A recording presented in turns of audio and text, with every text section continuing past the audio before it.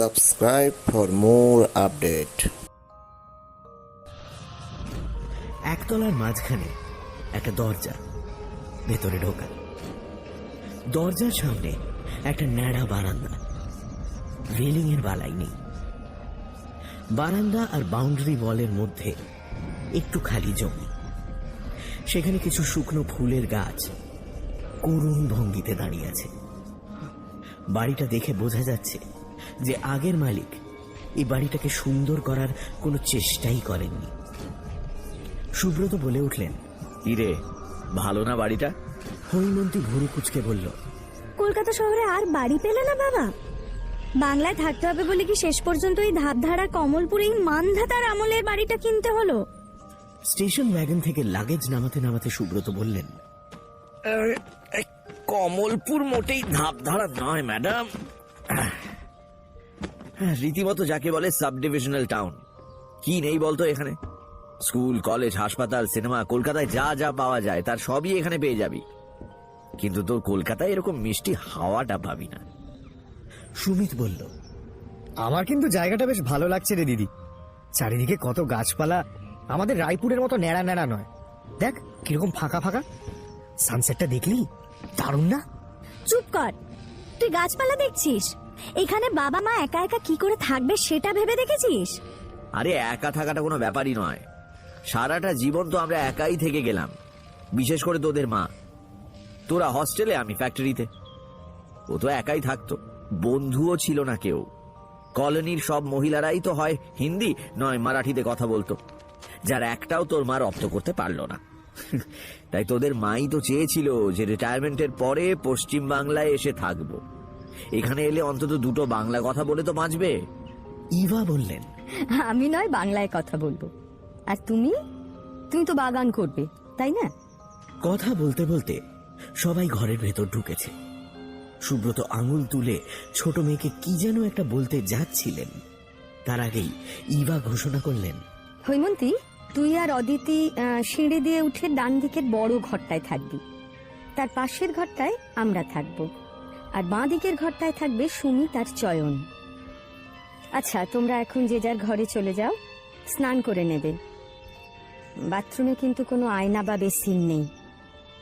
দরজার পাশে কুলুঙ্গি আছে, সেখানে সাবান রাখবে। স্নান করে তাড়াতাড়ি খেয়ে শুয়ে পড়বে সকলে। কলকাতা থেকে অনেকটা পথ আসা হয়েছে, তো সকলেরই বিশ্রাম দরকার। অদিতি বলল, সেসব তো ঠিক আছে, কিন্তু বাবা একটা কথা বলো, তুমি কি এই বাড়িটার নাম বিনানি হাউসই রাখবে নাকি? পাল্টাবে না? পাল্টাবো বই কি, তোরা একটা নাম ঠিক করে দে। এবার একটু সবার সঙ্গে পরিচয় করিয়ে দেওয়া যাক। এই পরিবারের কর্তা হলেন সুব্রত রায়। তাকে দেখে বোঝার উপায় নেই যে তার বয়স 60 পেরিয়েছে। আজ থেকে প্রায় 40 বছর আগে মুম্বাই থেকে প্রায় 45 কিলোমিটার দূরে রায়পুরা বলে একটি ছোট শহরে মহারাষ্ট্র রাবার কেমিক্যাল ওয়ার্কসের ফ্যাক্টরিতে জয়েন করেছিলেন। তারপর সেখান থেকেই রিটায়ারমেন্ট। পরিবারের কর্ত্রী ইভা রায় একসময়ের অসাধারণ সুন্দরী, এখনো দেখলে বোঝা যায়। তবে সে সৌন্দর্য শান্ত, নির্মল। হৈমন্তী এদের বড় মেয়ে, প্রায় 26 বছর বয়স। বম্বে বিশ্ববিদ্যালয় থেকে ইংরেজিতে MA পাশ করে এখন পুনায় একটি পাবলিকেশন হাউসে কাজ করছে। এছাড়া নানান কাগজে লেখালেখিও করে। ইনভেস্টিগেটিভ জার্নালিজমে বেশ নামও করেছে। সুমিতের বয়স 23। বাবা সুব্রত রায়ের মতো সেও বেশ লম্বা চড়া। ইঞ্জিনিয়ারিং পাশ করে এখন IIT-তে পোস্ট গ্রাজুয়েট করছে। অদিতি সবার ছোট, 19 বছর বয়স। সে এখন বিয়ে পড়ছে। সে এতই ছটফটে যে তার পক্ষে এক জায়গায় স্থির হয়ে বসে থাকা অসম্ভব। ভালো গান করে, আবার কলেজের হকি আর টেনিস টিমেও খেলে। আর চয়ন, যার ভালো নাম অভিরূপ। সুব্রত দীর্ঘদিনের কলিগের ছেলে। ডাক্তারি পাশ করে বিদেশে যাওয়ার আগে সে হৈমন্তীকে বিয়ের প্রস্তাব দেয়। হৈমন্তী স্বীকার করে। বিদেশ থেকে ডিগ্রি হাসিল করে সবে ফিরেছে। এবার কিছুদিনের মধ্যেই বিয়েটা হয়ে যাবে। কি ম্যাডাম, আপনার কিছু বক্তব্য আছে বলে মনে হচ্ছে। রাতের খাওয়া শেষ, বাকিরা সবাই যে যার ঘরে চলে গেছে। বসবার ঘরে সুব্রত আর ইভা, আর তাদের বড় মেয়ে হৈমন্তী, যাকে চিন্তিত মুখে ঘরময় পায়াচারি করতে দেখে সুব্রত কথাটা বললেন। হৈমন্তী বলল, বক্তব্য নয়, প্রশ্ন আছে। সেগুলো কি এখনই করতে হবে? হ্যাঁ, সারাদিন বাকিদের মধ্যে ভালো করে কথা বলা যায় না। তা বলো, কি প্রশ্ন আছে তোমার? অনেকগুলো প্রশ্ন আছে। প্রথম প্রশ্ন, তোমার এই কমলপুরের এই বাড়িটা কেনার সত্যিকারের কারণটা কি? কারণটা অতি পরিষ্কার। কলকাতার ধুলো ধোঁয়ার ভেতরে একটা ফ্ল্যাটে এক গাদা লোকের সঙ্গে গুতগুতি করে না থেকে মুক্ত প্রকৃতির মধ্যে বিশুদ্ধ বায়ু সেবন করতে করতে আর নিজের বাগানের ফুলের গন্ধ শুঁকতে শুঁকতে জীবনের বাকিটা দিন কাটিয়ে দেব, এই ইচ্ছেটাই সত্যিকারের কারণ। এটা একটা কারণ হতেও পারে, তবে এর বাইরেও এমন কিছু আছে যার গুরুত্ব কিছু কম নয়, অথচ সেই কথাটা তুমি আমাদের পরিষ্কার করে বলছো না কেন?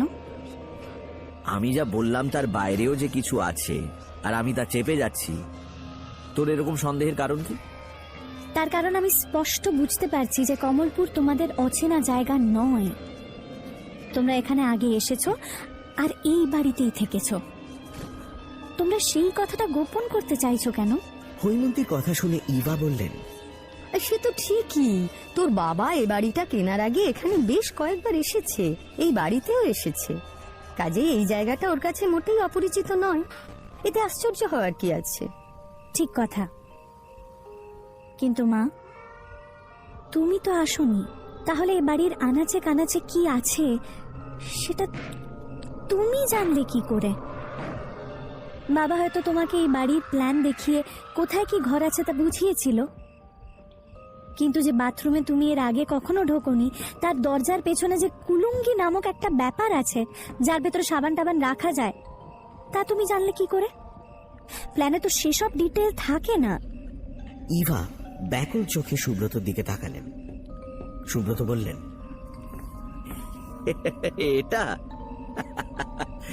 এটা কোনো ব্যাপারই নয়। বাংলাদেশের মফস্বলে সব বাড়িতেই অমন থাকে। তাছাড়া তোর মায়ের যে একটা তৃতীয় নেত্র আছে, সে তোরা নিশ্চয়ই এতদিনে হাড়ে হাড়ে টের পেয়েছিস। দেখিসনি কোনো কিছু ওর কাছ থেকে গোপন করার উপায় নেই, ঠিক ক্যাক করে ধরে ফেলবে। এটা তৃতীয় নেত্রের ব্যাপার নয় বাবা। আমার কি মনে হচ্ছে জানো, তোমরা বলো না যে তোমাদের অতীত বলে কিছু নেই, সেই অতীতটাই লুকিয়ে আছে এই কমলপুরে। তুমি বলেছিলে যে 7 বছর বয়সে দাঙ্গায় আত্মীয়দের থেকে বিচ্ছিন্ন হয়ে ভাসতে ভাসতে তুমি এদেশে এসেছিলে, আর বড় হয়েছো একটা অনাথ আশ্রমে। সেখান থেকেই লেখাপড়া করেছো, আর মাও নাকি বড় হয়েছে সেই অনাথ আশ্রমী মেয়েদের বিভাগে। আশ্রম কর্তৃপক্ষ তোমাদের বিয়ে দেন, আর তার ঠিক পরেই আশ্রমটা উঠে যায়। আমার কোনোদিনই এই ইতিহাসটা পুরোপুরি সত্যি বলে মনে হয়নি। যে কোনো কারণেই হোক, তোমরা তোমাদের বিয়ের আগের জীবনটাকে মুছে ফেলতে চেয়েছিলে বা সকলের কাছ থেকে গোপন রাখতে চেয়েছিলে। কেন? সুব্রত হাঁ করে মেয়ের কথা শুনছিলেন।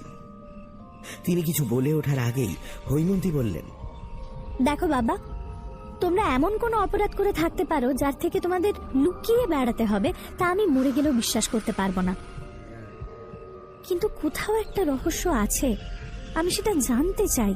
সেটা জানলে আমার তোমাদের প্রতি শ্রদ্ধা বা ভালোবাসায় যে কোনো ঘাটতি পড়বে, তাও বিশ্বাস করি না আমি। তাছাড়া আরো কয়েকটা ব্যাপার আছে। আমাদের ভাই বোনেদের 7 বছর বয়স থেকেই হোস্টেলে দিয়েছিলে, যদিও আমাদের বাড়ি থেকে স্কুল খুব একটা দূরে ছিল না। তাছাড়া বাড়িতে থাকলে দরজায় বেল বাজলে আমাদের খুলতে দিতে না, নিজেরা দৌড়ে গিয়ে খুলে দিতে। কেন? তোমরা কি তাহলে কারোর কাছ থেকে আমাদের আড়াল করে রাখতে চাইছিলে? হৈমন্তী দম নেওয়ার জন্য থামতেই সুব্রত উঠে দাঁড়িয়ে বললেন, এইসব প্রশ্নের কোনো মানেই হয় না। রহস্য টহস্য কিচ্ছু নেই, সব তোর কল্পনা। অতিরিক্ত ডিটেকটিভ বই পড়ে তোর মাথাটা গেছে।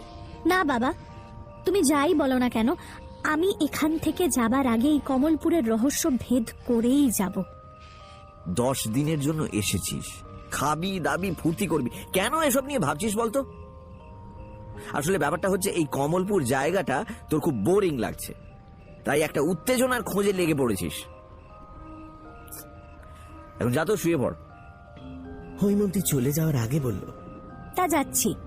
এই আলোচনাটা কিন্তু এখানে শেষ হলো না। পরের দিন সকালবেলা খাওয়ার পরে হৈমন্তী ঘোষণা করল, আমরা এখন বেরোচ্ছি, এই চারপাশটা একটু ঘুরে দেখে আসি। ইভা বললেন, 12টার মধ্যে ফিরবি কিন্তু। ওদের কথার মধ্যে ধুতি শার্ট পরা মাঝবয়সী রোগা মতন একজন ভদ্রলোক এসে উপস্থিত হলেন। নাম লক্ষণ দাস। ইনি সুব্রতকে বাড়িটা কিনিয়ে দিয়েছিলেন।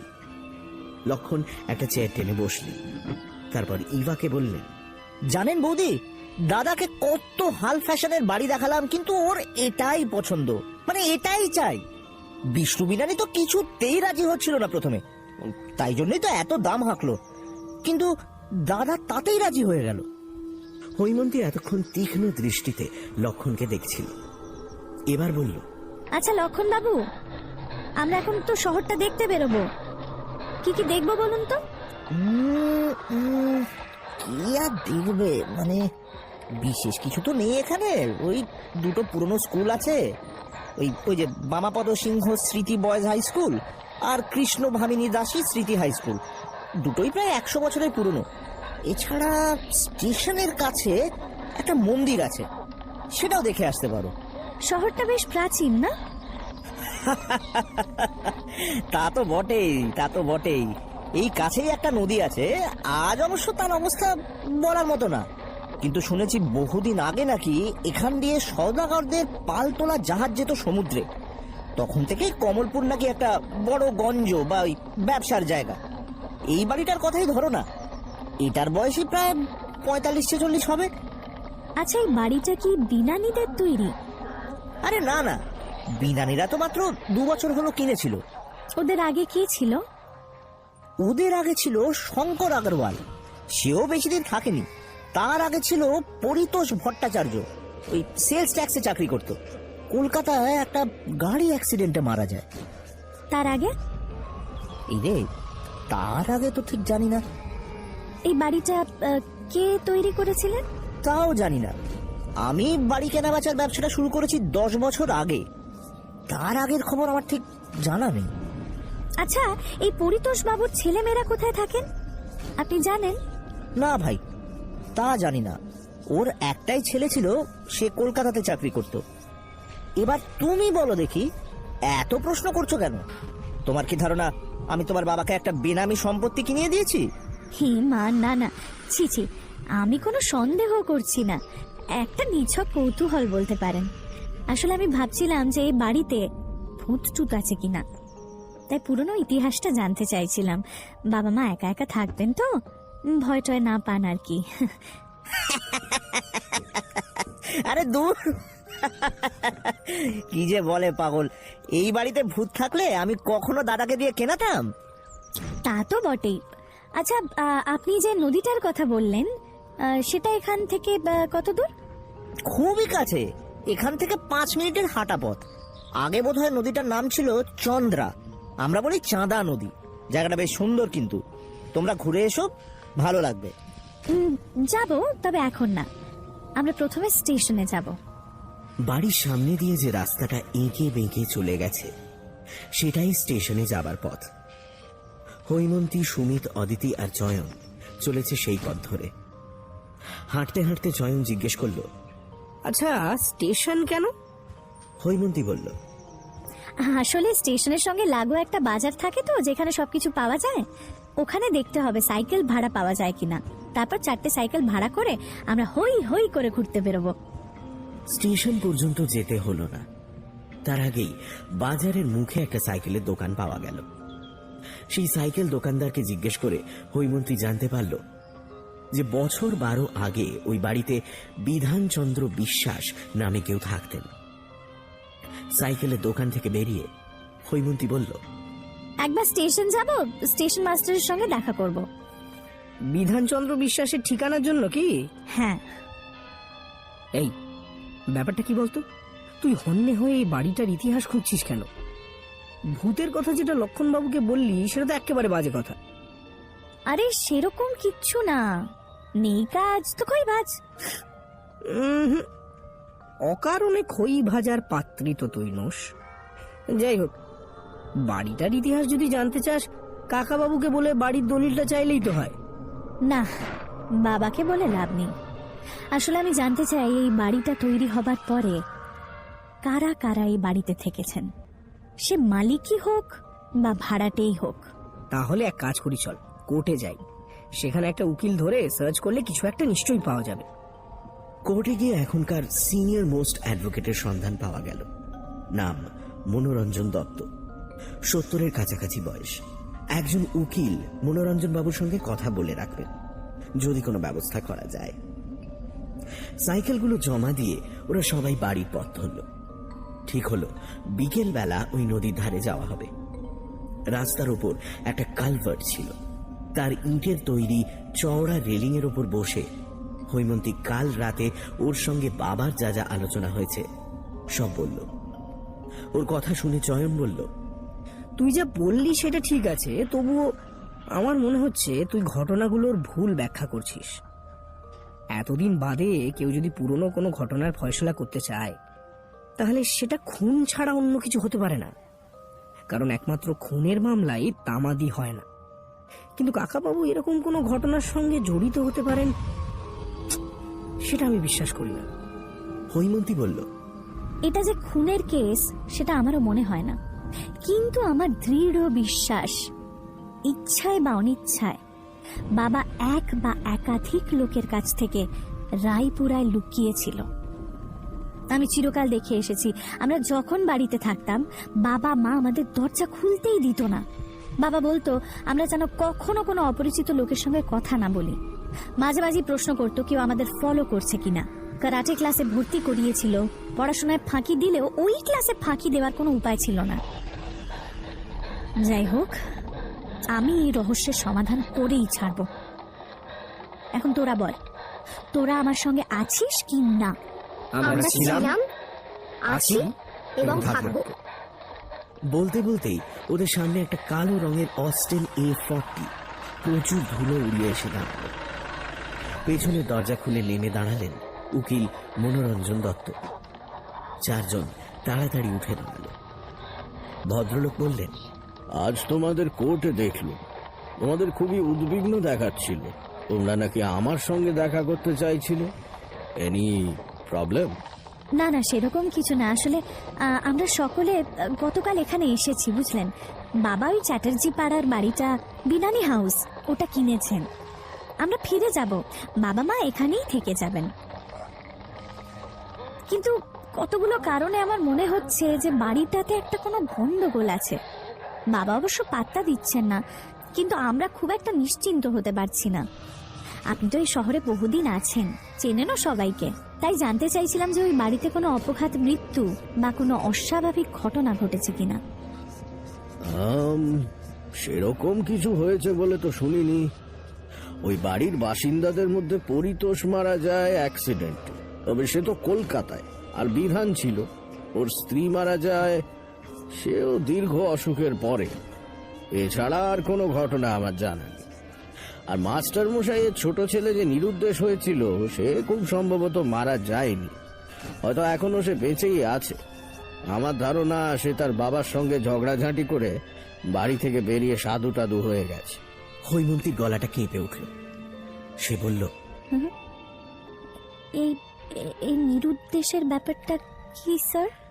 আরে সেরকম কিছু না, ছেলেটা MSc না MA কি একটা পাশ করেছিল, হয়তো বিদেশ টিদেশ যেতে চেয়েছিল, মাস্টার মশাই রাজি হন, তাই একদিন হঠাৎ কাউকে কিছু না বলে নিরুদ্দেশ হয়ে গেল। আপনার দেরি না হয়ে গেলে এই মাস্টার মশাইয়ের ব্যাপারে যদি একটু বলেন স্যার। এই মাস্টার মশাই ছিলেন বামাপদ স্কুলের অঙ্কের টিচার। আমি ওর কাছেই পড়েছি, খুবই পণ্ডিত লোক ছিলেন। আচ্ছা, উনি কি এখানকার লোক ছিলেন? না না না না না, ইস্ট পাকিস্তান থেকে উদ্বাস্তু হয়ে দেশে আসেন। কমলপুরে উনি যখন আসেন তখন স্ত্রী মারা গেছেন। 3 ছেলে আর 1 মেয়ে ওনার। ওনার বড় ছেলে শ্রীকান্ত আমার ক্লাসমেট ছিল, অনেকদিন পর্যন্ত তার সঙ্গে আমার যোগাযোগ ছিল, বছর 2 হলো মারা যায়। মেজ ছেলের নাম ছিল বোধহয় সমর, না না সমীরণ, সমীরণ, হ্যাঁ, আমরা ডাকনাম রনু বলতাম। কলকাতার হোস্টেলে থেকে ইঞ্জিনিয়ারিং পড়ে তারপর ওই গুজরাট না কোথায় চলে যায়, তার আর কোনো খোঁজ আমি রাখিনি। ছোট ছেলে আমার থেকে অনেকটাই ছোট, ভালো নাম মনে নেই, সবাই ডাকতো বীরু বলে। তাকে দেখতে আবার খুব সুন্দর ছিল, আরো সুন্দর লাগতো কারণ একটা মোটা পুরু গোঁফ ছিল। আর অনাথবাবুর মেয়ে সাথীর বিয়ে হয়েছিল পাটনায়। রিটায়ার করার পরে মাস্টার মশাই বাড়ি বিক্রি করে কলকাতায় শ্রীকান্তর কাছে চলে যান, সেখানেই গত হন। কিন্তু তাও তো কত বছর 20 হবে। মাস্টার মশাইয়ের পুরো নাম কি? অনাথনাথ রায়। আচ্ছা, তোমার নামটাই তো জানা হয়নি। এ হে, ভুল হয়ে গেছে, আমি হৈমন্তী রায়। আমরা বম্বেতেই থাকি, এই বাবা মার জন্যই এখানে আসা। বাহ বাহ, প্রবাসী হয়েও তোমার বাংলাটা বেশ খাসা আছে কিন্তু। কথা শেষ করে মনোরঞ্জন বাবু চলে গেলেন। চয়ন বলল, একটা জিনিস নোটিস করেছিস হৈমন্তী? এই ভদ্রলোক যতক্ষণ কথা বলছিলেন তোর দিকে তিনি তীক্ষ্ণ দৃষ্টিতে তাকিয়েছিলেন। হ্যাঁ, সেটা লক্ষ্য করেছি। আরো একটা জিনিস, সবকিছু ছেড়ে উনি অনাথ রায়ের কথা এত ডিটেলসে আমাকে বললেন, সেটা কিন্তু বেশ চিন্তার। আমি যা সন্দেহ করছি, উনিও কি তাহলে তাই করছেন? বিকেল বেলা ইভার প্রবল আপত্তি সত্ত্বেও আবার বেরোলো ওরা 4 জন। গন্তব্য যদিও নদীর ধার নয়, বামাপদ হাই স্কুল। যদিও ছুটির দিন, স্কুল বন্ধ, তবু নিদেন পক্ষে যদি একজন দারোয়ান বা বুড়ো মালির সন্ধানও পাওয়া যায়। স্কুল বন্ধ হওয়া সত্ত্বেও কয়েকজন ছাত্রকে পাওয়া গেল। স্কুলে ড্রামা হবে, তার রিহার্সাল চলছে। রয়েছেন স্কুলের টিচার নিমাই বাবু। ওনার কাছ থেকে জানা গেল অনাথনাথ রায়ের একটা ছবি স্কুলে থাকলেও থাকতে পারে। কাল সকাল 10টার পর এলে পাওয়া যেতে পারে।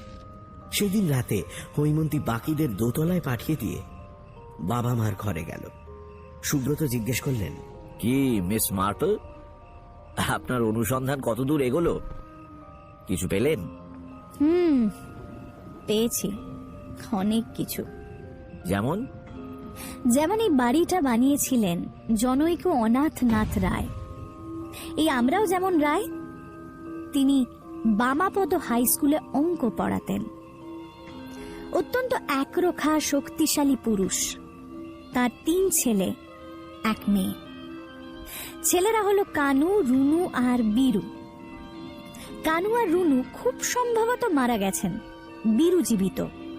বীরু ছিল খুবই সুদর্শন, তার মাথা ভরা কোকড়া চুল ছিল, যেমন তোমার ছিল আমাদের ছোটবেলায়।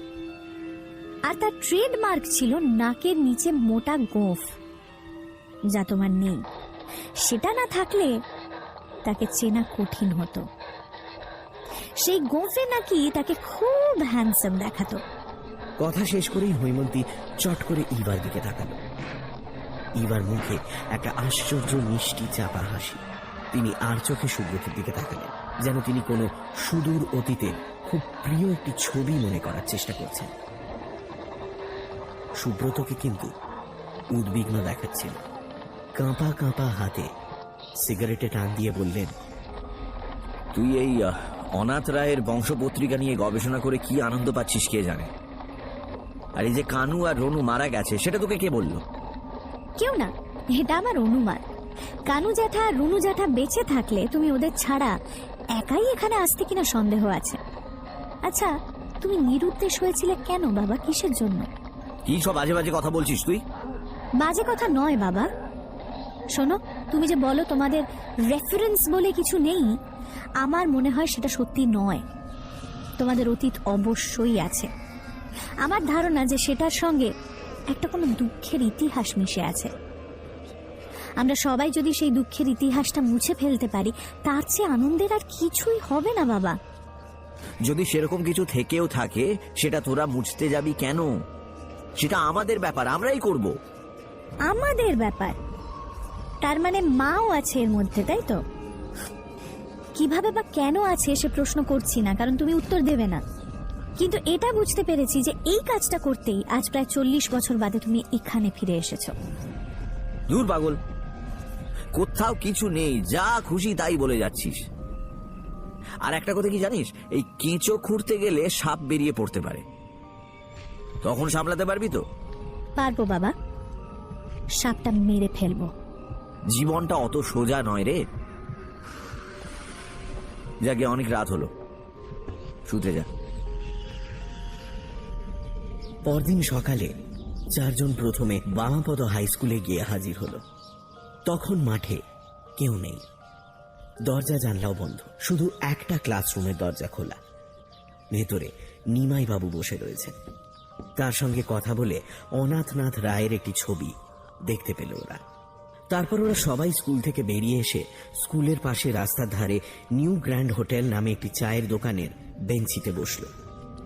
হৈমন্তী গভীরভাবে কি যেন একটা চিন্তা করছিল। চয়ন জিজ্ঞেস করল, কিরে, কি এত ভাবছিস? দেখ, একটা জিনিস আমি পরিষ্কার বুঝতে পেরেছি।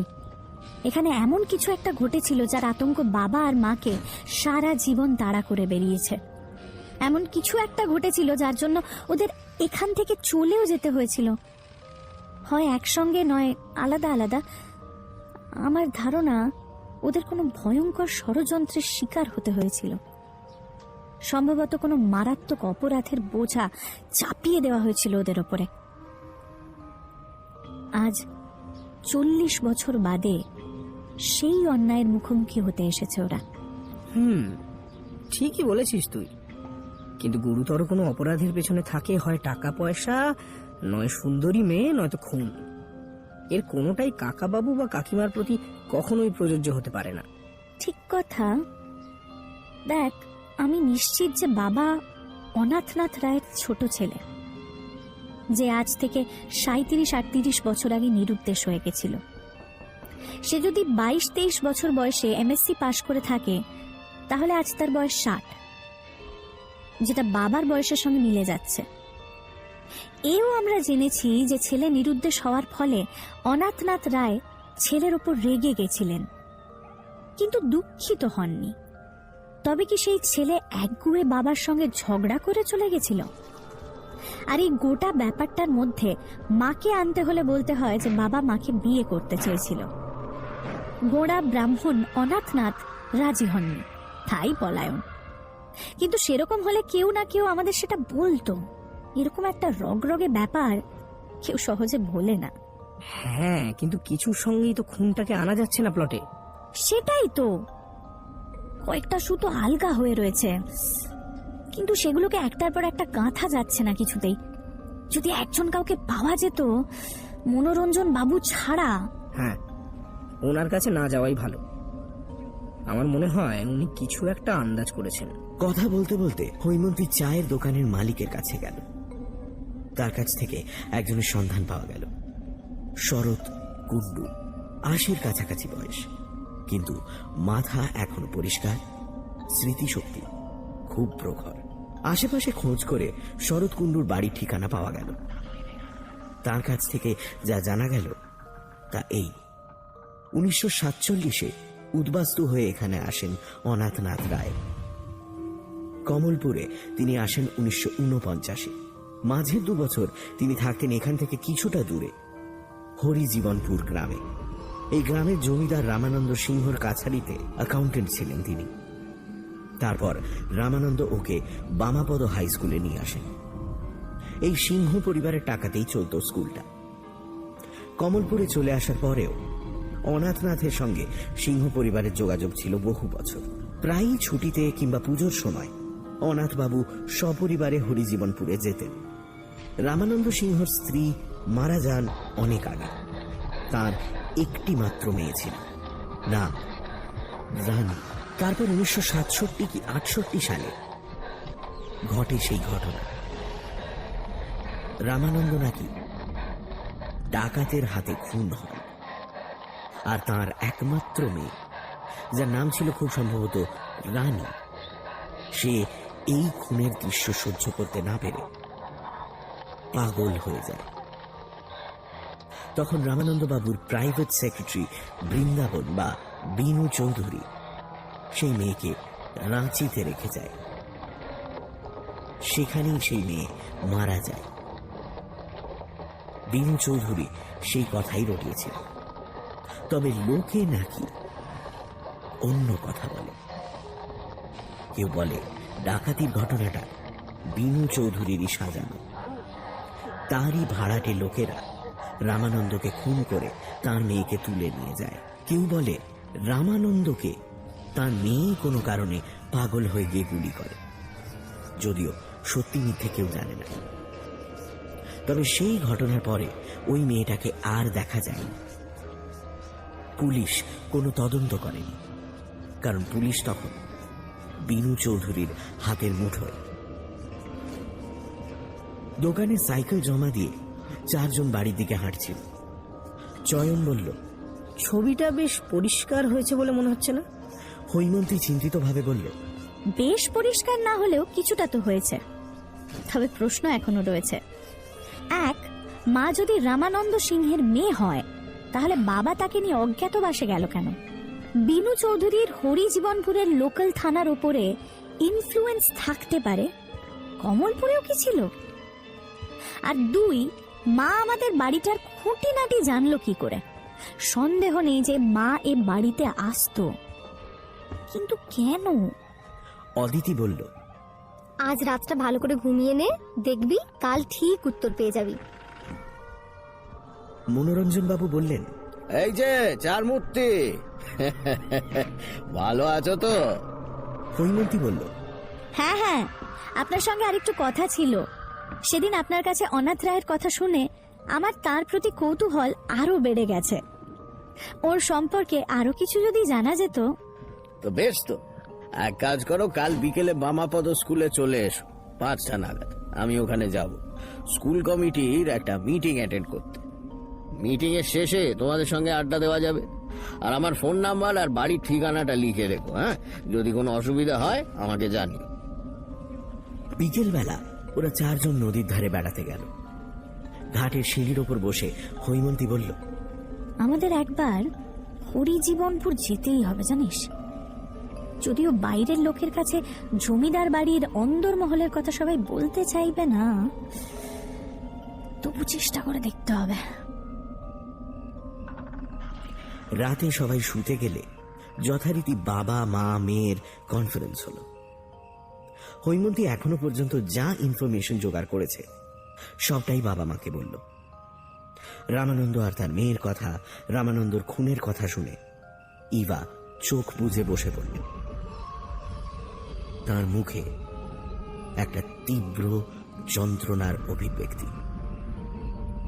ঘর থেকে বেরোনোর আগে হৈমন্তী বাবার দিকে তাকিয়ে বলল, এখানকার সিনিয়র মোস্ট অ্যাডভোকেট মনোরঞ্জন দত্তর সঙ্গে আমাদের আলাপ হয়েছে। ওর ঠিকানা আর ফোন নাম্বার রেখে গেলাম, যদি কোনো দরকার হয়। পরদিন সকালের গন্তব্য গার্লস স্কুল। উদ্দেশ্য হেডমিস্ট্রেসের সঙ্গে দেখা করা। ওনার কাছ থেকে এমন কিছু তথ্য পাওয়া গেল যেটা হৈমন্তীর মনের ধোঁয়াশা বেশ খানিকটা কাটিয়ে দিল। দুপুরবেলা খাওয়ার পরে টেবিলে বসেই গল্প হচ্ছিল। এই কথা সেই কথার পর হৈমন্তী বলল, আচ্ছা মা, তুমি যে স্কুলে পড়তে, সেখানে তোমার অনেক বন্ধু ছিল? ছিল বই কি। তোমার বেস্ট ফ্রেন্ড কে ছিল মা? সাথী? সুব্রত আর ইভা ভয়ানক চমকে উঠলেন। হৈমন্তীর দিকে কিছুক্ষণ তাকিয়ে রইলেন। একটু সামলে নিয়ে ইভা বললেন, না, তার নাম ছিল খুকি। ভীষণ গম্ভীর হয়ে সুব্রত বললেন, তুই কার কাছ থেকে এইসব অদ্ভুত অদ্ভুত খবর জোগাড় করছিস বলতো? যত সব বাজে লোক। আর কি কুক্ষণে যে তোদের সঙ্গে নিয়ে এসেছিলাম, এবার তোরা গেলে বাঁচ। আমি কিন্তু বাঁচি না বাবা। আমি জানি মা যে স্কুলে পড়তো সেখানে আমাদের পিসি মানে তোমার বোনও পড়তো, নাম স্বাতী রায়। সেই সূত্রেই মায়ের এই বাড়িতে যাতায়াত ছিল, আর তাই মা এই বাড়িটাকে এত ভালো করে চেনে। কি যে করছিস তুই! দেখ, আবারও বলছি, এসব করিস না। তোর ইনভেস্টিগেশন বন্ধ কর, তাতে তোদেরই মঙ্গল। হৈমন্তী কোনো কথা না বলে উঠে চলে গেল। বিকেল 5টার সময় ওরা স্কুলে পৌঁছলো মনোরঞ্জন দত্তর সঙ্গে দেখা করতে। গেটের বাইরে পরিচিত অস্টিন গাড়িটা ছাড়াও আরো 2-3টে গাড়ি দাঁড়িয়েছিল। তার মধ্যে একটা পুরনো মডেলের বিরাট 8 সিলিন্ডারের হাডসন। কিছুক্ষণ পরে লাইব্রেরির দরজা খুলে 6-7 জন ভদ্রলোক বারান্দায় বেরিয়ে এলেন। তাদের মধ্যে মনোরঞ্জন দত্তও রয়েছেন। ওদের 4 জনকে দেখে মনোরঞ্জন এগিয়ে এসে বললেন, আরে এই যে তোমরা এসে গেছো, একটু দাঁড়াও, ওরা চলে গেলেই তোমাদের সঙ্গে কথা বলছি। ওনার কথার ফাঁকে আর একজন এগিয়ে এলেন ওদের দিকে। রোগা, একটু কুঁজো হয়ে হাঁটেন, গাল ভাঙা, গর্তে বসা চোখের নিচে গভীর কালি, মাথায় টেরি কাটা প্রচুর কলপ লাগানো চকচকে চুল, পরনে গিলে করা আদ্যির পাঞ্জাবি আর জরি পাড় ধুতি। দেখলেই পিচ্ছিল বিষাক্ত গেছো ব্যাঙের কথা মনে পড়ে। সেই লোকটি বললেন, এরা কারা মনোরঞ্জন বাবু? এদের তো আগে এখানে দেখিনি। না দেখারই কথা, এখানে রিসেন্টলি এসেছে। চলুন চৌধুরী বাবু, আপনাকে গাড়িতে তুলে দিই। আহ, দাঁড়ান মশাই, এদের সঙ্গে একটু আলাপ করে নি। এই কথা বলে অদিতির দিকে তাকিয়ে জিজ্ঞেস করলেন, কোথায় উঠেছ তোমরা? অদিতি কিছু বলার আগেই মনোরঞ্জন বললেন, ওরা চ্যাটার্জি পাড়ায় উঠেছে। লোকটা আবার অদিতির দিকে তাকিয়ে বলল, হ্যাঁ, আমিও ওখানেই থাকি। এখানে মানে কিছুটা দূরে, ওই হরিজীবনপুরে। তা একদিন এসো না সেখানে, গল্প টল্প করা যাবে। এবার হৈমন্তী বলল, নিশ্চয়ই যাব। বাহ, শুভ কাজে দেরি কেন? তোমরা তাহলে কালকেই চলে এসো, বিকেলবেলা চা খাবে আর আমরা একটু গপ্প টপ্প করবো। মনোরঞ্জন বাবুর মুখে তখন আষাঢ়ের মেঘ। তিনি তাড়াতাড়ি বললেন, সে হবে এখন। এখন চলুন চলুন, নাহলে আপনার আবার পৌঁছতে দেরি হয়ে যাবে। আরে যাচ্ছি যাচ্ছি। আচ্ছা, তোমরা কোথায় উঠেছো? ওরা সুব্রত রায়ের বাড়িতে উঠেছে। নিন আসুন। ঠিক আছে, যাচ্ছি। কাল তোমরা এসো কিন্তু, আমি অপেক্ষায় থাকবো। বিনু চৌধুরীকে গাড়িতে তুলে দিয়ে মনোরঞ্জন ফিরে এলেন। হৈমন্তীকে বললেন, কার সঙ্গে কথা বলছিলে জানো? জানি, হরিজীবনপুরের বর্তমান জমিদার শ্রীযুক্ত বাবু বিনু চৌধুরীর সঙ্গে। এই লোকটা সম্বন্ধে আর কি জানো? জানি যে এমন কোনো কাজ নেই যা ইনি করতে পারেন না। অন্নদাতা রামানন্দ সিংহকে খুন করিয়ে বা করে জমিদারিটা নিজের কুক্ষিগত করেন, আর রামানন্দের মেয়েকে লোপাট করে দেন। মনোরঞ্জন দত্ত হতভম্ব হয়ে যান। হৈমন্তী তখন সব কথা খুলে বলে মনোরঞ্জন বাবুকে। কমলপুরে আসার পর থেকে যা যা ঘটেছে, ওর বাবা মায়ের সঙ্গে যা যা কথা হয়েছে, সবকিছু বলে। তারপর বলে, আমি এখনো শিওর নই যে মা সত্যি রামানন্দ সিংহের মেয়ে কিনা, আর এটাও ঠিক বুঝতে পারছি না যে বাবা নিরুদ্দেশ হয়েছিল কেন, আর এত বছর বাদে ফিরেই বা এলো কেন। বিনু চৌধুরীর সঙ্গে সামনাসামনি কথা না বললে সেটা পরিষ্কারও হবে না। বিনু চৌধুরী লোককে যাই বলে থাকুক না কেন, আমি জানি যে সে পুলিশের কাছে যে ডায়েরি করেছিল তাতে সে রামানন্দ সিংহের মেয়ের ওপর খুনের বোঝা চাপিয়েছিল। যে বন্দুক দিয়ে রামানন্দকে খুন করা হয় তাতে নাকি ওর মেয়ের আঙুলের ছাপ ছিল, কিন্তু বিনু চৌধুরীর আঙুলের ছাপ ছিল না। পুলিশ এই অভিযোগের ভিত্তিতে একটা ওয়াটার টাইট কেস তৈরি করেছিল, কিন্তু যেহেতু সেই মেয়েটির কোনো হদিশই পাওয়া যায়নি, তাই কোর্টে কেসটা চলেনি। তবে মনে রেখো, খুনের মামলা কিন্তু কখনো তামাদি হয় না, তাই কেসটা কিন্তু এখনো আছে। আজও যদি জানা যায় যে রামানন্দ সিংহের মেয়ে কোথায় আছে, তাহলে পুলিশ সঙ্গে সঙ্গে তাকে গ্রেপ্তার করবে। অ্যান্টিসিপেটরি বেলের দরখাস্ত নাকচ হয়ে যাবার চান্সই বেশি, বিশেষত যখন ক্রাইম ঘটে যাওয়ার পরে সে পালিয়ে যায়। আর একটা কথা মনে রেখো, এই খুনের একমাত্র সাক্ষী কিন্তু ওই বিনু চৌধুরী। এইসব কারণেই বোধহয় বীরু, মানে তোমাদের বাবা, তোমাদের মাকে নিয়ে এখান থেকে চলে গেছিলেন। কিন্তু যে প্রশ্নটা থেকেই যাচ্ছে তা হলো, তোমার বাবার সঙ্গে তোমার মায়ের যোগাযোগ হয়েছিল কি করে? ঠিক বলেছেন। আরো একটা প্রশ্ন, এখনই বা ওরা ফিরে এলো কেন? আজ কি অবস্থার কোনো পরিবর্তন হয়েছে? কিছুটা তো হয়েছে। আজ থেকে 40 বছর আগে বিনু চৌধুরী ছিল এখানকার প্রথম সারির নেতা, কিন্তু এখন পলিটিক্যাল সিনারিও চেঞ্জ হয়েছে, তাই সে এখন রীতিমতো ব্যাকফুটে। প্লাস লোকাল লোকেরা ওর ওপর খাপ্পা হয়ে আছে। আগের থেকে দুর্বল নিশ্চয়ই, তবে এখনো যথেষ্ট ক্ষমতা ধরে। বাড়িতে প্রায় 5-6 জন সশস্ত্র দেহরক্ষী রাখে। আর যে কোনো কারণেই হোক পুলিশ এখনো ওর গায়ে হাত দিতে ভরসা পায় না। বুঝলাম, কিন্তু আমাদের একবার হরিজীবনপুর যেতেই হবে। জমিদার বাড়িটা দেখব, মা সেই রাতে কিভাবে ওখান থেকে পালিয়েছিল। তারপর বিনু চৌধুরীর সঙ্গে দেখাটাও তো করতে হবে। কিন্তু ওই লোকটার থেকে খুব সাবধান।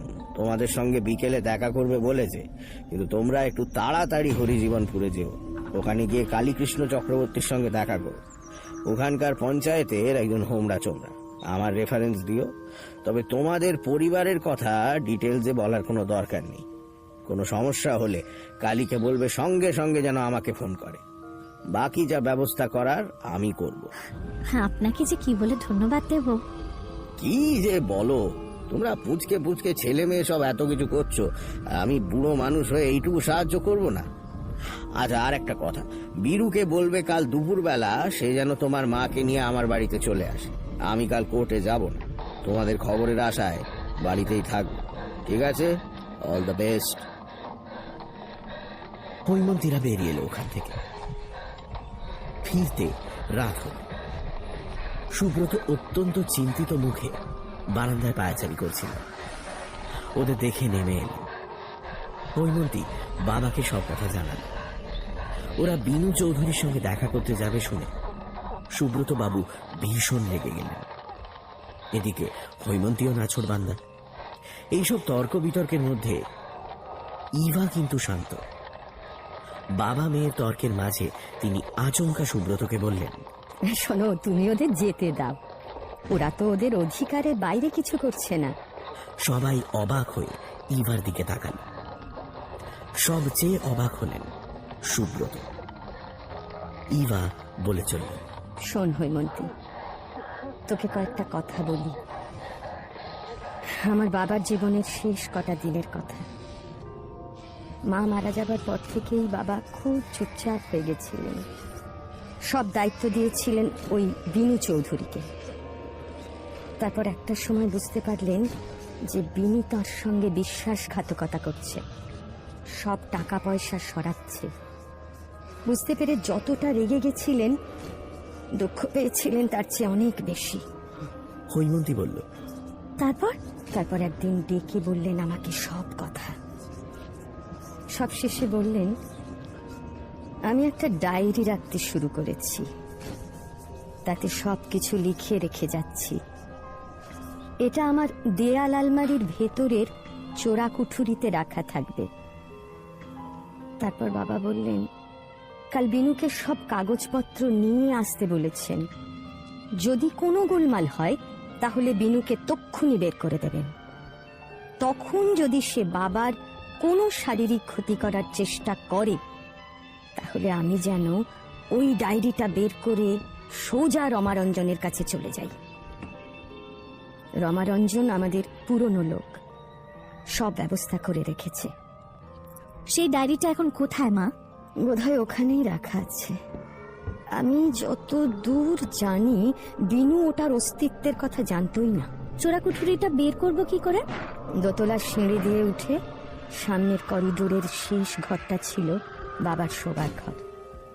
তার উত্তরের দেয়ালে আলমারি, তার সবচেয়ে ওপরের তাকের ডান দিকের কাঠটা কবজা লাগানো, বাইরে থেকে বোঝাই যায় না। সেটার একেবারে নিচে একটা গর্ত আছে। তার ভেতরে আঙুল ঢুকিয়ে সামনের দিকে টানলে পাল্লাটা খুলে আসবে, সেটাই চোরাকুঠুরি। আচ্ছা, সেদিন কি হয়েছিল মা?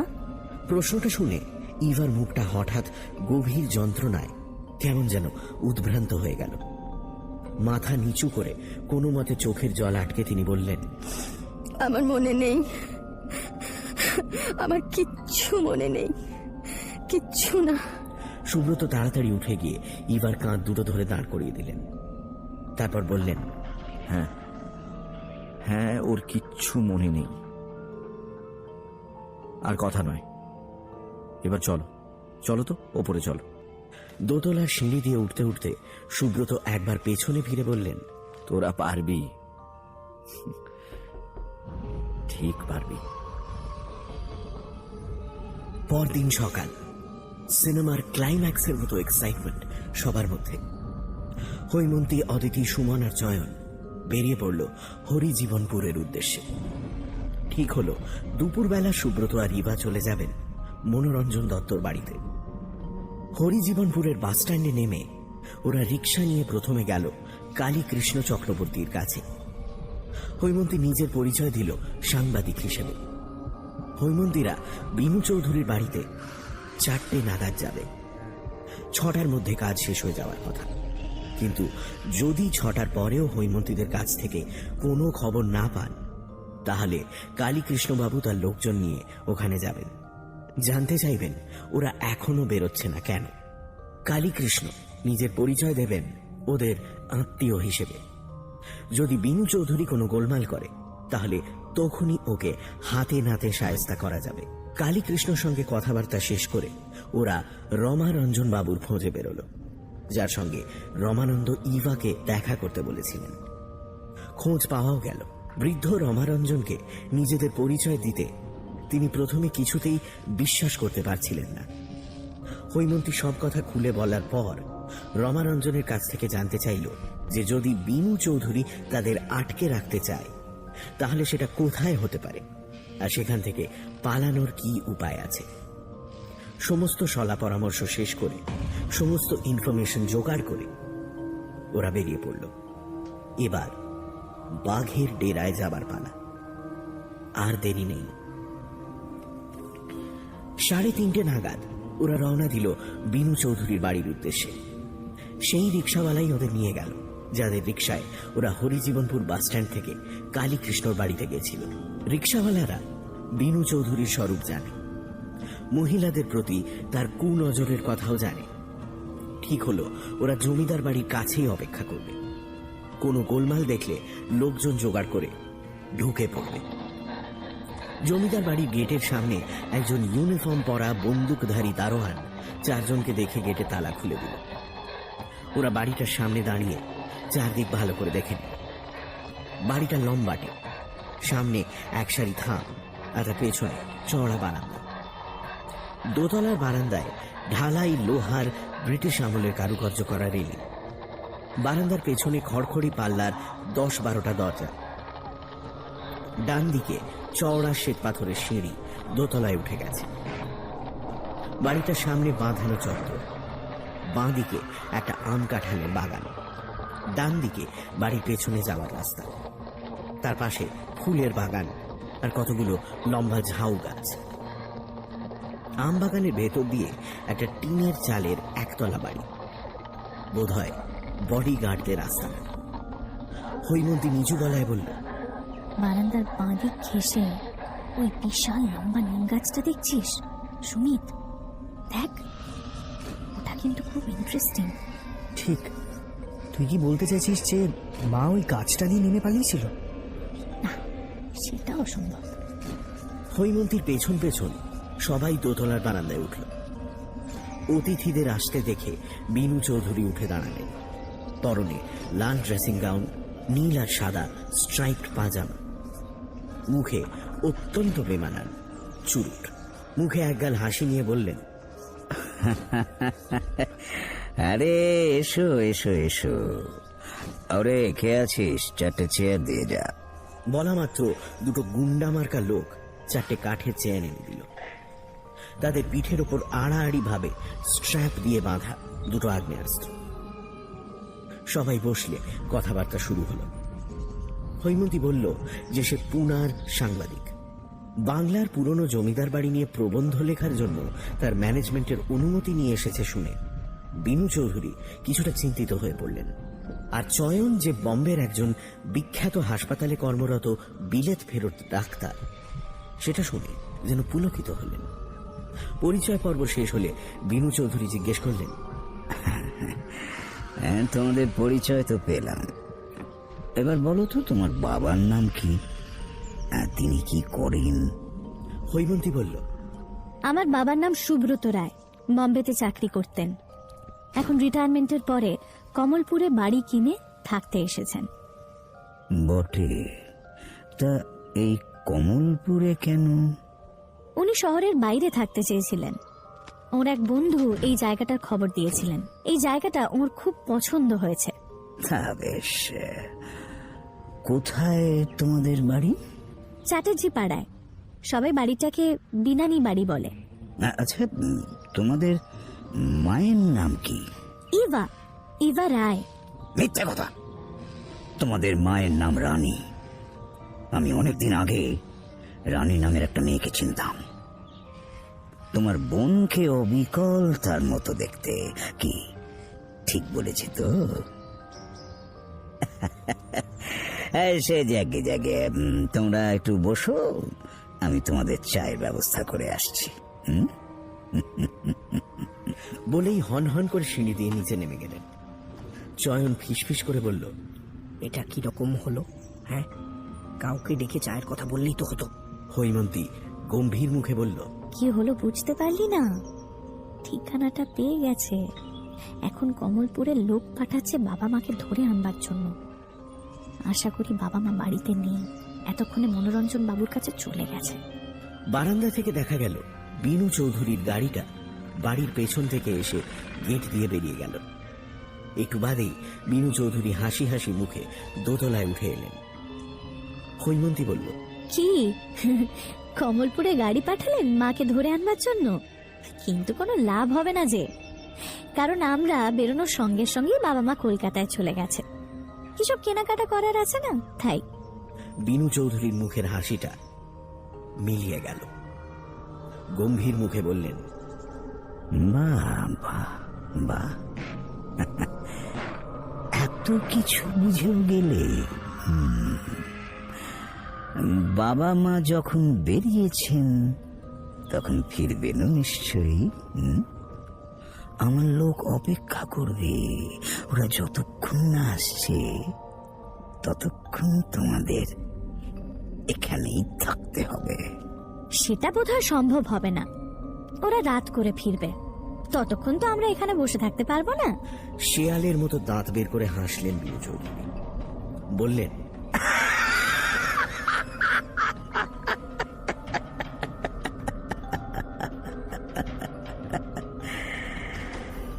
এটা আমার জমিদারি ম্যাডাম। এখানে সবকিছু আমার ইচ্ছে চলে। আমার দারোয়ানদের হাতে যে অস্ত্রগুলো দেখছো ওগুলো কি জানো? সুমিত বলল, কালাশনিকভ। বাহ, এই তো জানো দেখছি। তাহলে ওগুলো কি কি করতে পারে তাও নিশ্চয়ই জানো। জানি, আর এও জানি যে ওগুলো বেআইনি অস্ত্র। এখানকার পুলিশ হয়তো আপনার ঘুষ খেয়ে চোখ বন্ধ করে থাকতে পারে, কিন্তু আমাদের কিছু হলে দিদির কাগজের লোকেরা এখানে এসে উপস্থিত হবে আর আপনার হাঁড়ির হাল করে ছাড়বে। আমার কিছু হবে না ছোকরা। উল্টে সরকারের তরফ থেকে আমাকে মেডেল দেওয়া হবে। আজ থেকে 40 বছর আগে তোমাদের মা তার বাবাকে গুলি করে খুন করে পালিয়ে গেছিল। আমাকেও মারতে গেছিল, আমি কোনো মতে প্রাণ বাঁচিয়েছিলাম। জমিদারিটা উঠে যাচ্ছিল, আমি কোনো রকমে সেটা কিনে নিয়ে বাঁচাই। আজ তোমাদের মা আবার ফিরে এসেছে জমিদারি দখল নিতে, আর তোমাদের পাঠিয়েছে সরেজমিনে অবস্থাটা দেখে নিতে। সে ভুলে গেছে খুনের মামলা তামাদি হয় না, সে এখানে এলেই সব ফয়সলা হবে। ততক্ষণ যদি তোমরা না থাকো বা পালানোর চেষ্টা করো তাহলে আত্মরক্ষার্থে আমাকে তোমাদের মেরে ফেলতে হবে। তবে তোমার ছোট বোনটিকে আমি মারব না, তার জন্য ব্যবস্থা হবে। ভয় নেই, ও ভালোই থাকবে। আর আমার অনেক দিন আগেকার একটা ইচ্ছে পূর্ণ হবে। সুমিতের মুখ দেখে ওকে ইশারায় শান্ত থাকতে বলে হৈমন্তী বলল, মা আসার পরে যদি দেখা যায় যে আপনার অনুমান ভুল, তখন কি হবে ভেবে দেখেছেন? কি আবার হবে? মানুষ মাত্রই ভুল করে। বলবো সরি, ভুল হয়ে গেছে। ঠিক এই সময় পাশের ঘরে টেলিফোন বেজে উঠল। ইভার বর্ণনা অনুযায়ী ওটাই ছিল তার বাবার শোবার ঘর। টেলিফোন শুনে চেয়ার বয়ে আনা দুটো লোকের একজন ছুটে ঘরের মধ্যে চলে গেল। একটু বাদে বেরিয়ে এসে বিনুকে বলল, দারোগা বাবু ডাকছেন। বিরক্ত মুখে উঠে দাঁড়ালেন বিনু চৌধুরী। বললেন, একটা অপদার্থ লোক, তার আবার কি হলো? এই গণেশ, তুই আর পল্টু সিঁড়ির মুখে দাঁড়া। এরা পালাতে চেষ্টা করলে গুলি চালাবি। বলতে বলতে তিনি ঘরের ভেতরে চলে গেলেন। একটু বাদেই তার গলা শোনা গেল। কি কি হয়েছে? গাঁয়ের লোক থানা ঘেরাও করেছে কেন? হাসান শেখের বাড়ি পুড়ে ছাই হয়ে গেছে বলে? আরে ওই হাসানটা তো 1 নম্বরের হারামি, অ্যান্টি সোশ্যাল এলিমেন্ট। কি? ঠিক আছে ঠিক আছে, তোমরা বেশি দেরি করো না। কথা শেষ করে বিনু চৌধুরী বেজার মুখে বেরিয়ে এলেন। বললেন, চলো চলো চলো, নিচে তোমাদের জন্য ওয়েটিং রুমের ব্যবস্থা করেছি। তোমাদের বাবা মা না আসা পর্যন্ত ওখানেই তোমাদের অপেক্ষা করতে হবে। বিনু চৌধুরী যাতে বুঝতে না পারেন তাই হৈমন্তী মারাঠি ভাষায় বলল, কেউ যেন মাথা গরম না করে, আর হৈমন্তী না বলা পর্যন্ত কেউ যেন কোনো অ্যাকশন না নেয়। বিনু চৌধুরী জিজ্ঞেস করল, তোমরা সাংকেতিক ভাষায় কি কথা বললে? সরি সাংকেতিক না, আসলে মহারাষ্ট্রে বড় হয়েছি তো, তাই মারাঠিতে কথাগুলো বেরিয়ে গেল। কি বলে তুমি? বললাম কোনো ভয় নেই, দেখবি বাবা মা এলেই সব ঠিক হয়ে যাবে। বটে, আপাতত অতিথিশালায় যাও। একটু রাত হলে আমার লোকেরা গিয়ে তোমার বোনকে নিয়ে আসবে, আর আমিও দেখি পুলিশের ব্যাপারটা কি হলো। তোমার মাকে তাদের হাতে তুলে দিয়ে আমি তোমাদের ছেড়ে দেবো। অকারণ রক্তপাত আবার আমার একদম ভালো লাগে না। সিঁড়ি দিয়ে নেমে এলো সবাই। আগে আগে বিনু, তার পেছনে ওরা 4 জন, আর তারও পেছনে 2 জন বন্দুকধারী। সিঁড়ির পাশে একটা মোটা শালকাঠের দরজা। সেটা খোলা হলে দেখা গেল চৌকাঠ থেকে একটা সিঁড়ি নেমে গেছে নিচে। সেটা যেখানে শেষ হয়েছে সেখানে একটা প্রায় অন্ধকার ঘর। কোনো একটা জায়গা থেকে খুব ম্লান আলো আসছে। কোথা থেকে আসছে সেটা সিঁড়ির মাথা থেকে বোঝা যাচ্ছে না। 4 জন চৌকাঠ পেরোতেই বাইরে থেকে হুড়কো টেনে দরজাটা বন্ধ হয়ে গেল। এবার ঘরটার একটা বর্ণনা দেওয়া যাক। বেশ বড় ঘর, 18 ফুট বাই 16 ফুট, উচ্চতা কম, 8 ফুটের বেশি হবে না। সিমেন্টের মেঝে, এক পাশের দেওয়ালে 2 ফুট 2.5 ফুট চওড়া মোটা লোহার গরাদ লাগানো জানলা।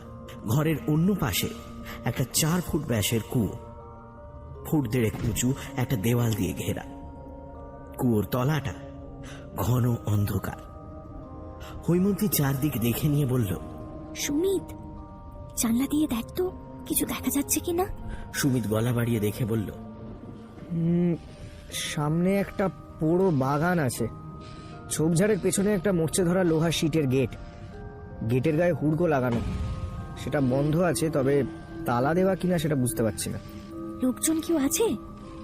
না, দেখতে তো পাচ্ছি না কাউকে। জানলার শিকগুলো ভাঙা যাবে? হ্যাঁ হ্যাঁ, ও কোনো ব্যাপারই না। ঠিক আছে, তুই অদিতিকে উঁচু করে তুলে জায়গাটা দেখিয়ে দে।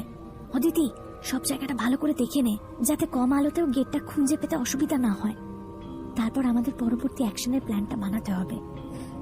সন্ধে হয়ে আসছে, তাড়াতাড়ি যা করার করতে হবে। অদিতিকে কোমর ধরে তুলে ধরল সুমিত।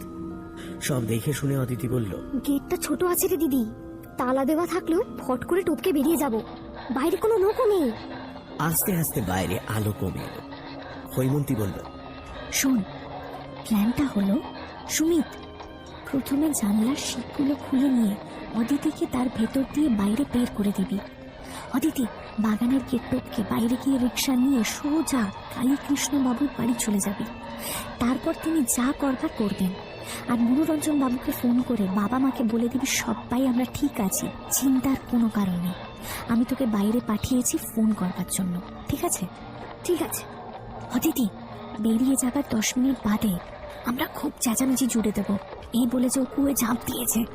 এই কথা শুনে বিনু চৌধুরী নিশ্চয়ই লোক পাঠাবে এখানে। আমাদের তাদের খোঁজা করতে হবে। সেটা অসুবিধা হবে না, কারণ আমরা সবাই ব্ল্যাক বেল্ট। আমরা ওদের আটকে রেখে বেরিয়ে যাব, তারপর অবস্থা ব্যবস্থা বুঝে ব্যবস্থা। কথা শেষ হলে সুমিত হ্যাঁচকা টানে জানলার শিক খুলে ফেলল। তারপর অদিতিকে কাঁধের ওপর তুলে নিল। অদিতি গেট টপকে বাইরে বেরিয়ে দেখল সেই রিক্সাওয়ালা দুজন বসে আছে। একটা রিক্সা নিয়ে অদিতি পৌঁছলো কালীকৃষ্ণবাবুর বাড়িতে। ওনাকে সব কথা বলল। ঠিক হলো কালীকৃষ্ণবাবু লোকজনকে নিয়ে বেরিয়ে পড়বেন, আর অদিতি ফোন সেরে ওদের পেছনে পেছনে আসবে। কি হলো কি হলো? একই একই একই একই একই এবার কি হবে? এবার কি হবে? কি ভগবান, এটা তুই কি করলি? বাঁচাও! কি গোপেশ্বর, এই গোপেশ্বর, দেখ তো ঘুম ঘরে ওরা চেঁচাচ্ছে কেন? একটু বাদে গোপেশ্বর ছুটতে ছুটতে এসে বলল, বাবু, ওরা বলছে ছোট বোনটা নাকি কুয়োয় ঝাঁপ দিয়েছে। বলিস কি রে? সর্বনাশ! এই তাড়াতাড়ি যা, দেখ দেখ দেখ মেয়েটা যেন কোনো ড্যামেজ না হয়। শব্দ করে গুম ঘরের দরজাটা খুলে গেল। দুটো সন্ডা মার্কা লোক বন্দুক হাতে সিঁড়ি বেয়ে নেমে এলো। ভেতরে ওরা তিনজন যথাসাধ্য চিন্তিত মুখে কুয়োর পাশে দাঁড়িয়েছিল। গুন্ডা দুটো নেমে আসতেই হৈমন্তী কাঁদো কাঁদো গলায় বলল, দাদা, আমার বোন ভেতরে লাফিয়ে পড়েছে। আরে দেখুন, কোনো সারা শব্দ করছে না, একটু দেখুন দাদা। গোপেশ্বর বলল, আমি কুয়োর দিকে যাচ্ছি, আর ইন্দার তুই দড়ি দিয়ে ওদেরকে বাঁধ যাতে পালাতে না পারে। ইন্দার দড়ি নিয়ে ওদের দিকে এগোচ্ছে, আর গোপেশ্বর কুয়োর ওপর ঝুঁকে আছে। হৈমন্তী সুমিতের দিকে চোখে ইশারা করলো, আর সুমিত সঙ্গে সঙ্গে একটা প্রচন্ড লাথি কষালো গোপেশ্বরকে লক্ষ্য করে। গোপেশ্বর হুড়মুড় করে কুয়োর মধ্যে পড়ে গেল। ব্যাপারটা এতটাই অপ্রত্যাশিত ভাবে ও আচমকা ঘটে গেল যে ইন্দার তার ঘোর কাটিয়ে দড়ি ফেলে বন্দুক তুলতে যেটুকু সময় নিল, তার মধ্যেই হৈমন্তীর ডান হাতের চেটো তরোয়ালের মতো প্রচন্ড বেগে তার গলায় এসে লাগলো। লোকটা নিঃশব্দে মাটিতে লুটিয়ে পড়ল। ওরা দড়ি দিয়ে ভালো করে ইন্দারকে বেঁধে দিল, আর মুখটা বেঁধে দিল রুমাল দিয়ে। তারপর হৈমন্তী বন্দুকটা সুমিতের হাতে দিল। দড়ির বাকি অংশটা হৈমন্তী নিজের কাঁধে ঝুলিয়ে নিয়ে বলল, চল এবার গাছের কাছে যাওয়া যাক। এদিকে জনাতিনেক লোক নিয়ে কালীকৃষ্ণ গেটের দারোয়ানের কাছে এগিয়ে গেলেন। অদিতি আর বাকিরা রইল আড়ালে, অনেকটা দূরে একটা বড় গাছের পেছনে। দারোয়ানের সঙ্গে কথা বলে বিশেষ লাভ হলো না। কালীকৃষ্ণ ফিরে এলে অদিতি বলল, শুনুন, এক্ষুনি গোলাগুলি করার কোনো দরকার নেই। আমার সঙ্গে 4 জন আসুন, গেটটা টপকে দেখি, যদি কিছু গোলমাল হয় তখন বন্দুক। নিঃশব্দে গেট টপকে বাগানে ঢুকলো অদিতি। সঙ্গে 4 জন। লক্ষ্য মেইন গেটের দারোয়ান। কিছুটা এগিয়ে 4 জনকে একটু অপেক্ষা করতে বলে সে নিজে এগিয়ে গেল দারোয়ানের দিকে। দারোয়ানকে ডাকার সঙ্গে সঙ্গে দারোয়ান ঘুরে তাকালো। অল্প বয়সী সুন্দরী মেয়ে ডেকেছে বলে কথা।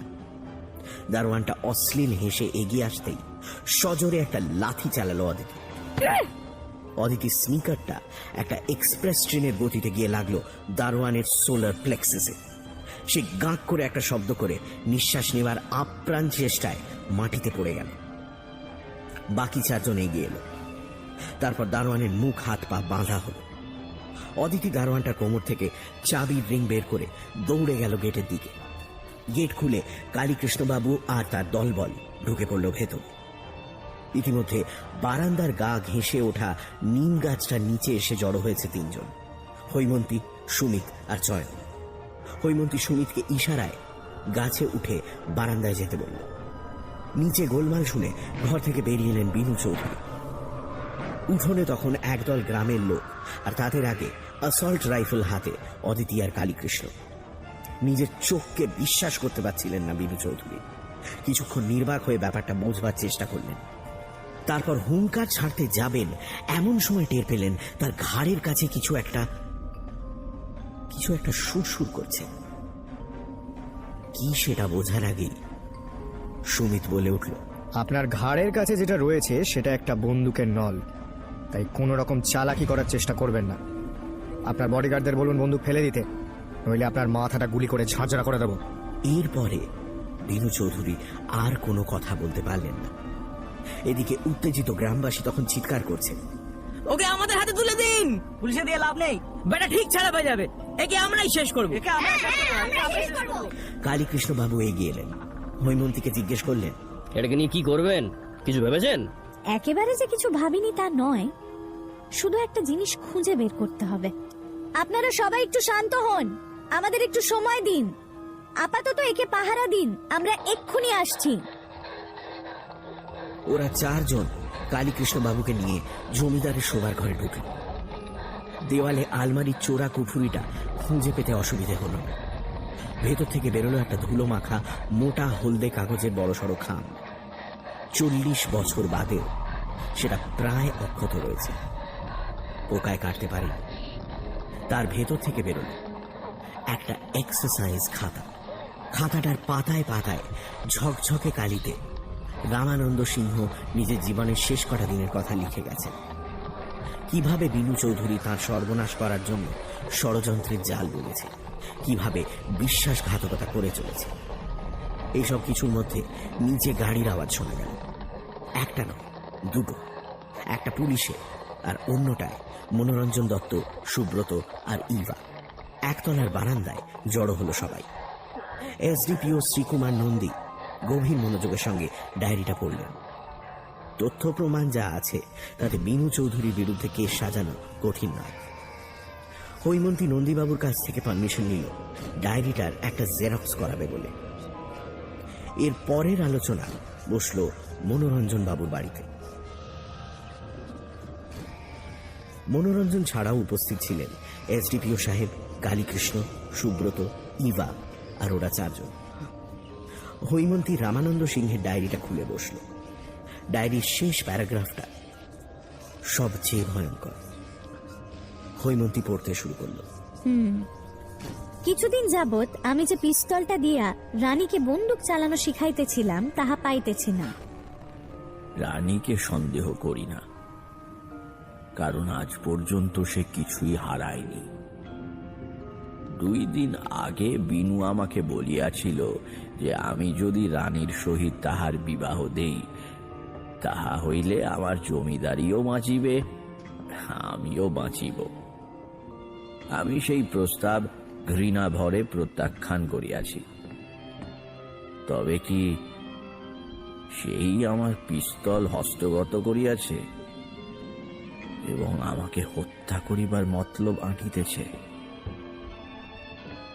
যা হোক, আজ সন্ধ্যার আলোচনা শেষ হইলে কাল প্রত্যুষে রমারঞ্জনের সহিত রানীকে কার্সিয়ং এর বাড়িতে পাঠাইয়া দিব। সাবধানের মার নাই। দাদু, সাবধান হওয়ার সুযোগ তো আর পাইনি। সেদিন কি হয়েছিল মা? আমার যে কিছু মনে পড়ছে না।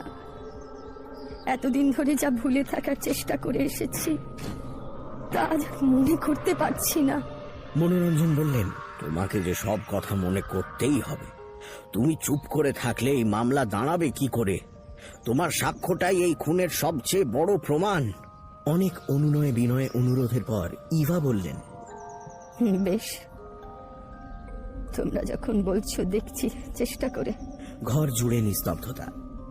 একটা নিঃশ্বাস নিয়ে ইভা বলতে শুরু করলেন, সেদিন ছিল অমাবস্যা। সন্ধেবেলা বাবা আর ওই লোকটা আলোচনা শুরু করলো।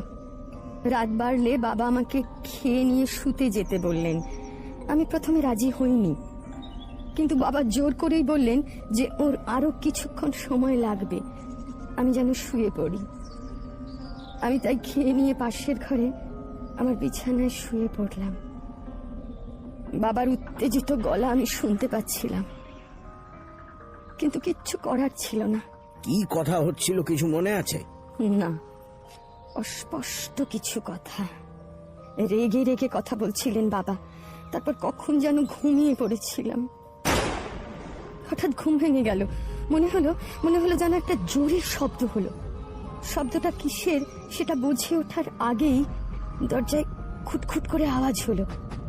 ওই লোকটার, এক হাতে রুমালে মোড়া আমার পিস্তল। লোকটা চাপা গলায় বলল, রানী, রানী দরজাটা খোলো তাড়াতাড়ি, তোমাকে কর্তামশাই ডাকছেন। কি হলো? তাড়াতাড়ি চলো, তোমার বাবার ঘরে চলো। আহ, লাগছে তো আমার। হাত ধরে টানছো কেন? আরে এসো, দেখো দেখো তোমার বাবার কি অবস্থা। বাবা, বাবা কি হয়েছে? বাবা তুমি কথা বলছো না কেন? এত রক্ত কেন? বাবা, বাবা। তোমার বাবা হিসেব মেলাতে গিয়ে দেখলেন যে তিনি এত টাকা চুরি করেছেন আর নয় ছয় করেছেন যে বিবেকের যন্ত্রণা সহ্য করতে না পেরে আত্মহত্যা করেছেন। এক্ষুনি পুলিশ আসবে, আর দেখো এই পিস্তলে তোমার আঙুলের ছাপ আছে। অতএব তারা ভাববে যে তুমি তোমার বাবাকে কারোর প্ররোচনায় টাকার লোভে খুন করেছো, তোমাকে ধরে নিয়ে গিয়ে ফাঁসিতে ঝোলাবে। এখন একমাত্র আমি তোমাকে বাঁচাতে পারি। আমি ওদের বলতে পারি যে এখানে ডাকাত পড়েছিল আর তারাই তোমার বাবাকে খুন করেছে। সেক্ষেত্রে তোমাকে দুটো কাজ করতে হবে। এক, তোমাকে এই গল্পটা পুলিশের সামনে সত্যি হিসেবে তুলে ধরতে হবে, আর দুই, আমাকে বিয়ে করতে হবে। তাহলে সব সমস্যার সমাধান। আমি ওই পিস্তলটা লুকিয়ে ফেলবো, পুলিশ এটা খুঁজেও পাবে না। আমি ফাঁসিতে ঝুলবো, তবু তোমাকে বিয়ে করব না। কি এত তাড়াতাড়ি সিদ্ধান্ত নিয়ে ফেললে? আজ রাতটা ভালো করে চিন্তা করো। তোমার থাকার ব্যবস্থা করেছি রুম ঘরে। কাল সকালের মধ্যে যদি আমার কথায় রাজি না হও, তাহলে আমি পুলিশের হাতে পিস্তলটা তুলে দেব, তারপর যা হবার হবে। আশা করি বোকামি করে নিজের প্রাণটা খোয়াবে না। চলো চলো বলছি। 40 বছর আগের ঘটনার নৃশংসতায় শব্দহীন বর্তমান, ভয়ঙ্কর অতীত নিস্তব্ধ করে দিয়েছে তাকে। বেশ খানিক নীরবতার পরে অদিতি জিজ্ঞেস করল, ওখান থেকে পালালে কি করে মা? ইভা আবার শুরু করলেন। মনে মনে ঠিক করে নিয়েছিলাম, আর যাই হোক পালাতে আমাকে হবেই, যেভাবেই হোক, না হলে ওই লোকটা জোর করে আমাকে বিয়ে করবে। এসব ভাবতে ভাবতে শুনতে পেলাম জলের শব্দ। কুয়োটার কথা আগেই জানতাম, তার ভেতরে যে চাঁদা নদীর জল আসে আমি তাও জানতাম। আমি হাতড়ে কুয়োটার কাছে গেলাম, তারপর নিচে ঝাঁপিয়ে পড়লাম। কতক্ষণ সাঁতার কেটেছি জানি না। হঠাৎ দেখলাম মাথার ওপর তারা ভরা আকাশ। বুঝতে পারলাম সুড়ঙ্গ পেরিয়ে চাঁদায় এসে পড়েছি। আরো কিছুটা সাঁতরাতেই দেখলাম নদীর ধারে গাছের শেকড়ে বাঁধা রয়েছে একটা ডিঙি। আমি দড়ি খুলে সেটার উপর উঠে বসলাম। কোনো মতে সেটা মাঝ নদীতে নিয়ে গেলাম। তারপর স্রোতের টানে সেটা ভেসে চলল। কতক্ষণ আমি জানি না। হঠাৎ তারার আলোয় দেখলাম সামনে চ্যাটার্জি পাড়ার ঘাট। মনে হলো খুকির বাড়িতে গেলে মাস্টারমশাই নিশ্চয়ই আশ্রয় দেবেন। খুকি মানে তোদের পিসি। আমি ঘাটে ডিঙি বেঁধে আমবাগানের ভেতর দিয়ে মাস্টারমশাইয়ের বাড়ির দরজায় ধাক্কা দিলাম। অদিতি বলল, এইবার বাবার এন্ট্রি, তাই তো? সুব্রত বললেন, আগে এবার আমি বলি। তোর মাকে দেখে আমরা তো হতবাক। আমাদের কনফারেন্স শুরু হলো যখন, তখন মাঝরাত। সেখানে উপস্থিত অনাথনাথ রায় মানে বাবা, তোর মা, আমরা দুই ভাই, কারণ মেজদা তখন কলকাতায়, এছাড়া খুকি আর মহারানী সিং মানে তোদের মা। বাবা সব শুনে তোর মাকে পুলিশের কাছে যাবার পরামর্শ দিলেন। উনি ভেবেছিলেন রানী অকারণে ভয় পেয়েছে। হয়তো বিনু চৌধুরী রানীকে যা বলেছে সেটাই ঠিক। আসলে উনি কোথাও গিয়ে বিশ্বাস করে উঠতেই পারেননি যে একটা মানুষ এত নৃশংস ষড়যন্ত্র করতে পারে। উনি সেই রাতটা আমাদের বাড়িতে থেকে পরের দিন তোর মাকে বাড়ি ফিরে যেতে বললেন। তারপর কি হলো? বাবা তাঁর রায় ঘোষণা করে শুতে চলে গেলেন। বড়দাও চলে গেল। খুকি আমায় বলল, দাদা শোন, রানীকে আমি খুব ভালো করে চিনি। ও মিথ্যে বলার মেয়ে নয়। ও যদি ফিরে যায় ওর সর্বনাশ হয়ে যাবে। তুই ওকে বাঁচাতে পারবি না দাদা। তুই ঠিক বলেছিস। আচ্ছা রানী, একটা কথা বলবো? বলো। আমার সঙ্গে কলকাতায় যাবে? মানে? আমার কালকে ভোরবেলা ট্রেনে কলকাতা যাবার কথা। ওই একটা ইন্টারভিউ আছে। তো তুমি যদি রাজি থাকো আমি তোমায় কলকাতায় পৌঁছে দেবো, কিন্তু ট্রেনে নয়, লোক জানাজানি হয়ে যাবে। আমরা কিছুটা রাস্তা নদীতে যাব, তারপর অন্য কোনো একটা ব্যবস্থা করে নেব। আচ্ছা, কলকাতায় কোনো চেনাশোনা আছে তোমার? না, দেখি কোনো অনাথ আশ্রমে গিয়ে উঠতে হবে। আমি একটা কথা বলি, এরকম অনিশ্চয়তার মধ্যে কলকাতায় গিয়ে ওঠাটা কি ঠিক হবে? মানে কেউ যদি জানতে পারে তুমি ওখানে রয়েছো, ধরো বিনু চৌধুরী যদি লোক পাঠায় তোমার খোঁজে, তাহলে কি হবে ভেবে দেখেছো? তাহলে আমি এখন কি করব? আমাকে ওই শয়তানটার কাছে ফিরে যেতে হবে? না, তার চেয়ে মরে যাওয়া ভালো। না, আমি তোমাকে কখনোই তা করতে বলবো না। ধরো আমরা যদি কলকাতা না গিয়ে পশ্চিমের দিকে যাই, শুনেছি ওখানে একটা নতুন কেমিক্যাল ফ্যাক্টরি খুলেছে, আমি ওখানে জয়েন করে যাব। আমাদের যতদিন ইচ্ছে লুকিয়ে থাকবো। বিশ্বাস করো, আমি তোমার কোনো অসম্মান করব না। এই পর্যন্ত বলে সুব্রত একটু বিশ্রাম নিলেন। আর সেই ফাঁকে অদিতি বলল, আহা কি রোমান্টিক। সুব্রত হেসে বললেন, আর কি, চলে গেলাম রায়পুরায়, জয়েন করে গেলাম রাবার কেমিক্যাল ফ্যাক্টরিতে। ওখানে একটা কোয়ার্টারে তোর মাকে নিয়ে শিফট করে গেলাম। একটা শেষ প্রশ্ন বাবা, তোমরা তো দিব্যি ছিলে ওখানে, আবার এই কমলপুরে ফিরে আসার ইচ্ছেটা কেন হলো? সাবকনশিয়াস মাইন্ড বলে একটা বস্তু আছে, জানিস তো, যেটা হার্ড ডিস্কের মতো আমাদের অতীতটাকে স্টোর করে। সেটা কিছুতেই আমাদের অতীতকে ভুলতে দিল না। যতই হাসি খুশি জীবন কাটাই না কেন, সব সময় একটা আতঙ্ক, একটা ভয় তাড়া করে বেড়াতো। তাই ঠিক করলাম, চাকরি জীবন শেষ করে একবার ফিরে যাব অতীতের সামনে, যার জন্য তোর মায়ের এত বড় সর্বনাশ হয়েছে। একবার তার সামনে গিয়ে দাঁড়াবো। যাক, রহস্যের জট ছাড়লো অবশেষে। এবার আর একটা কাজ বাকি। আবার কি কাজ? 2 দিন পরে দেখতে পাবে। 2 দিন পরে চ্যাটার্জি পাড়ার বিনানি বাড়ির গেটে একটা শ্বেত পাথরের ফলক লাগলো। তার উপরে লেখা, অনাথ আশ্রয়।